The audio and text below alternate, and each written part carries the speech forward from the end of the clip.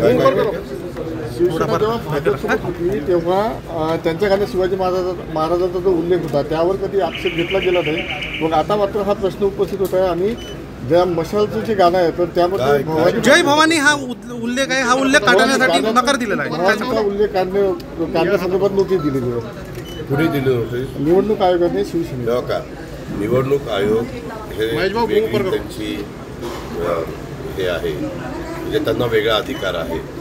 त्याच्यामुळं निवडणूक आयोगाने काय निर्णय द्यावा हा त्यांचा अधिकार आहे। त्याच्यात आम्हाला बोलण्याचाही इंटरफेअर करण्याचा पण अधिकार नाही।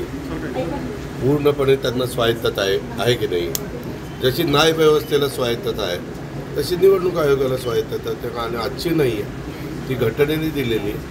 त्यांना जे आता अनेकांना मला मध्ये एक नोटीस आली, नोटीस येतात त्याच्या संदर्भात नोटीसला आपण उत्तर द्यायचं असतं आणि मग नोटीसला उत्तर दिल्यानंतर काय तो निर्णय ते देत असतात। ठाकरेंनी सुद्धा ते जय भवानी हा शब्द काढण्यामध्ये नकार दिलेला आहे, काय सांगाल?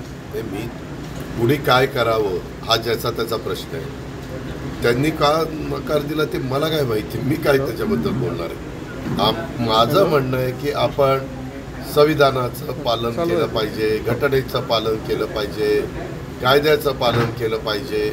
आपण ज्यांना स्वायत्तता दिलेली आहे, ज्यांना तो अधिकार दिलेला आहे त्यांचं निवडणूक आचारसंहितेच्या नियमांचं पालन केलं पाहिजे।